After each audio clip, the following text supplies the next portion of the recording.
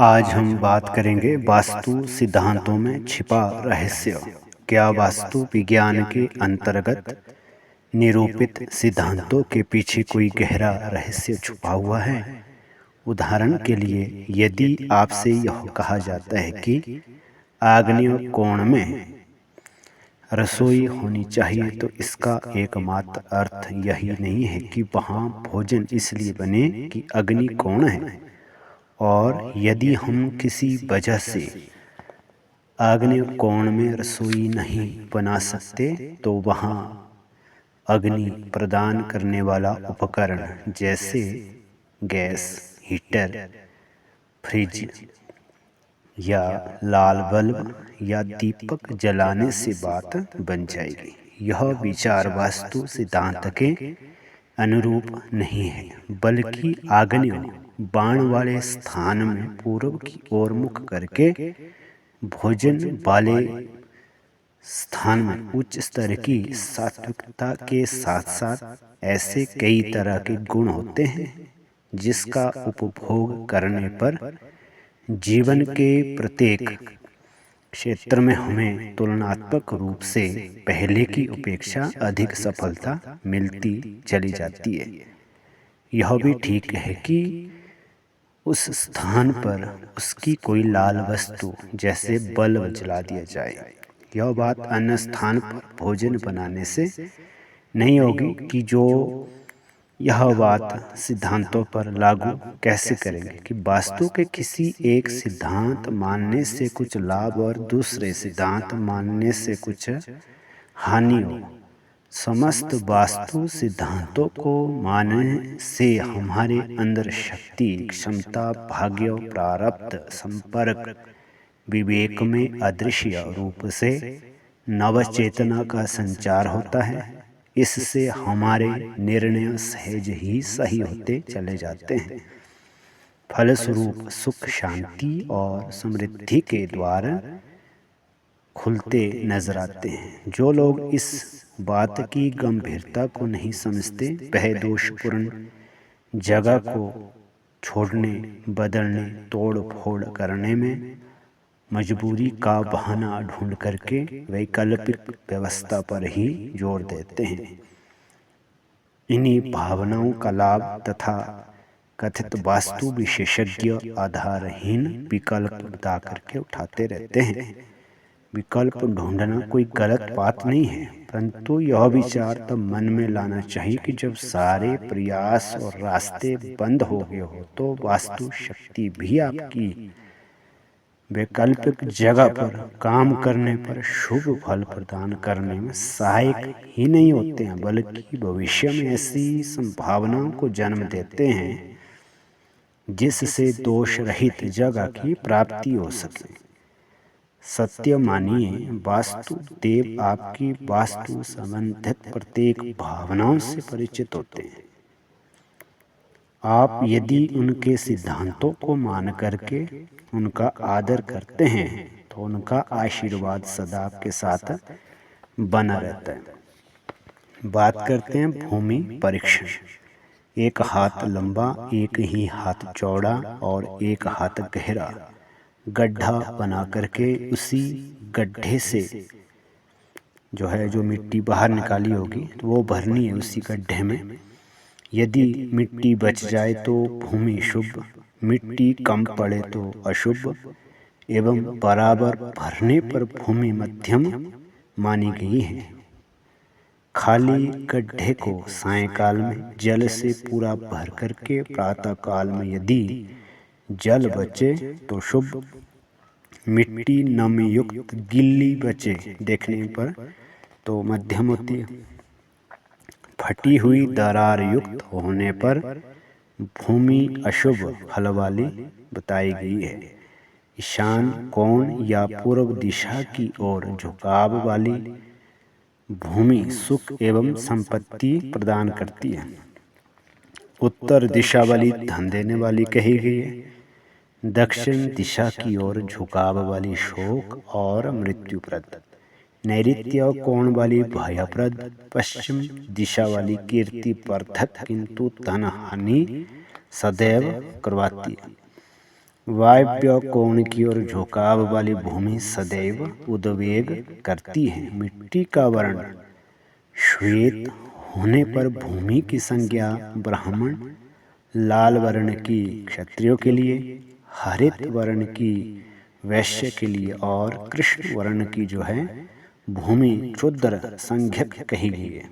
अपने अपने वर्णों को भूमि शुभ फल प्रदान करती है। नदी तालाब के निकट भवन निर्माण नहीं करना चाहिए। ये आजकल के जैसे सोशल नेटवर्क पर जैसे बाढ़ आ रही है कोई और इसको समझ करके नहीं कह रहे हैं। ये ऋषियों के द्वारा प्राचीन परंपरा के अनुसार जो है नदी नालों से कुछ हद तक दूर बसेरा बनाने को उनकी आज्ञा थी। अपने भवन के पूर्व पश्चिम या उत्तर दिशा में स्थित जलाशय अशुभ होते हैं। दक्षिण दिशा में स्थित जलाशय धन वृद्धि करता है। घर के स्वामी के हाथ से मापने पर भूमि की लंबाई को भूमि की चौड़ाई से गुणा करने पर जो क्षेत्रफल बचता है, क्षेत्रफल में 7 का भाग देने पर जो शेष बचे उसी के अनुसार ध्वजा आदि वास्तु की संख्या बताई गई है। वास्तु की संख्याओं के नाम एवं उनका फल जो है हम यहाँ वीडियो में बता रहे हैं। वीडियो की स्क्रीन पर देखें। शुभ अशुभ देखने का अन्य प्रकार यह भी है कि जितने हाथ लंबाई और चौड़ाई भूमि की ओर से गुणा न करके आपस में जोड़ दें तथा 9 से विभाजित करने पर यदि शेष 3, 4 या 8 बचे तो अशुभ फल प्रदान करती है, अन्यथा शुभ होती है। मकान में जो पूर्व दिशा होती है उसमें स्नानघर, आग्नेय में रसोई घर, दक्षिण में शयन कक्ष, नैऋत्य में शस्त्रागार, पश्चिम में भोजन घर, वायव्य कोण में धन संग्रह, उत्तर में भंडार का घर तथा ईशान में देवस्थान बनाना चाहिए। वास्तु के अनुसार शौचालय, अध्ययन कक्ष एवं अन्य वस्तुओं के संग्रह का कक्ष विधि अनुसार बनाना चाहिए। जो हमने यहाँ ध्वजा आदि संख्याएं इस फोटो के माध्यम से बताई उसमें विशेष यह है कि स्नानागार के लिए गज बैठक का सिंह, रसोई घर हेतु धूम्र वस्त्र आदि का स्थान तथा भोजनालय वृक्ष संख्यक वास्तु के अनुसार बनाना चाहिए। वेद, लाल पुष्प वाला वृक्ष, सुगंधित वाला वृक्ष, दुग्ध वाला वृक्ष, कांटों वाला वृक्ष, दाड़िम वृक्ष अर्थात जिसके अंदर लाल रंग के बीज होते हैं, इन वृक्षों को घर के आगे लगाने से जो है वेद होता है। अतः इन वृक्षों को घर के आगे नहीं लगाना चाहिए। वायव्य में नीचा घर हो और आग्नेय से ऊंचा घर हो तो बहुत वेद होता है। आग्नेय का वेद हो तो वायव्य में रहने वाले की हानि होती है। यदि आग्नेय वाला घर नीचे तथा वायव्य कोण का घर ऊंचा हो तो वेद नहीं माना जाएगा। आग्नेय में घर हो तथा वायव्य में दरवाजा हो तो बड़ा वेद होता है, बहुत हानि करवाता है। और उत्तर में नीचा घर हो और दक्षिण में ऊंचा हो तो बहुत ज़्यादा वेद बनता है, अर्थात खतरे वाली वो जगह होती है। और दक्षिण दिशा में वृक्ष, मंदिर, जलाशय, कुआं आदि हो तो उत्तर वाले घर के स्वामी को जो है ज़्यादा कष्ट रहता है। पहले ईशान में घर हो तथा बाद में नैऋत्य में ऊंचा घर बनाया जाए तो ईशान में रहने वाले को भय, धन, संतान की हानि, पीड़ा उठानी पड़ सकती है। अति ऊंचा अति नीचा भी आपस में वेद नहीं माना जाता है। जहाँ बीच में वृक्ष या जलाशय हो या नदी बहती हो, शाल का वृक्ष हो, वहाँ वेद नहीं होता है। बीच में रास्ता हो, मंदिर से 2 गुनी भूमि छोड़ के वेद की पीड़ा नहीं होती है। तीर्थ में, देवालयों में, मठ में, यज्ञ के मंडप में, नदियों के संगम में वेद नहीं होता है। नगर गांव में निषिद्ध दिशा, वृश्चिक राशि वाले को पूर्व दिशा, मीन को आग्नेय दिशा, कन्या राशि वाले को दक्षिण दिशा, कर्क को नैऋत्य दिशा, धनु को पश्चिम दिशा, तुला को वायव्य दिशा, मेष राशि को उत्तर दिशा, कुंभ को ईशान दिशा तथा वृषभ, मिथुन, सिंह, मकर राशि वालों को नगर या गांव के मध्य भाग में निवास नहीं करना चाहिए। अ वर्ग को पश्चिम दिशा, क वर्ग को वायव्य, च वर्ग को उत्तर, ट वर्ग को ईशान, त वर्ग को पूर्व, प वर्ग को आग्नेय, य वर्ग को दक्षिण, श वर्ग को नैऋत्य दिशा में वास नहीं करना चाहिए। द्वार विचार द्विज, कर्क, वृश्चिक, मीन राशि वालों के लिए पूर्व द्वार, वैश्य, वृषभ, कन्या, मकर राशि वालों के लिए दक्षिण द्वार, क्षत्रिय, मेष, सिंह, धनु राशि वालों के लिए उत्तर द्वार, क्षुद्र संज्ञक, मिथुन, तुला, कुंभ राशि वालों के लिए पश्चिम दिशा में घर का द्वार शुभ फल प्रदान करता है। अपने नाम के नक्षत्र से विवाह मिलापक सारणी में जिस नक्षत्र में पर्याप्त गुण मिले वह इष्ट नक्षत्र होता है। इष्ट नक्षत्र की संख्या में एक घटा करके शेष को 152 से गुणा करें तथा इष्ट आई संख्या में एक घटा करके शेष को 71 से गुणा करें।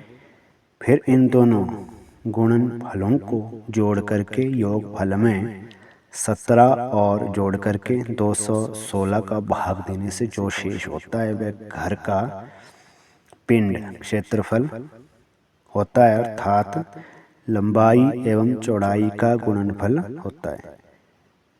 अर्थात इतनी लंबाई इतनी चौड़ाई का उस व्यक्ति के लिए घर बनाना चाहिए। ये विधि है एक। इस पिंड में अपनी इच्छा की लंबाई से भाग देने पर चौड़ाई और चौड़ाई से भाग देने पर लंबाई आती है। यह ध्यान देने योग्य है कि वास्तु से संबंधित अवक होड़ा चक्र प्रचलित होड़ा चक्र से कुछ जो है भिन्न होता है। वास्तु शास्त्र के अनुसार मुख्य द्वार उत्तर या पूर्व में होना चाहिए। दक्षिण या पश्चिम में द्वार शुभ नहीं माने गए हैं तो भी उत्तम। यदि आप जहाँ भी रह रहे हो वहाँ पश्चिम या दक्षिण में द्वार हो तो विशेष घबराने की बात नहीं है, क्योंकि वास्तु सिद्धांत से यह देखा जाता है कि द्वार की दिशा किस स्थान पर है।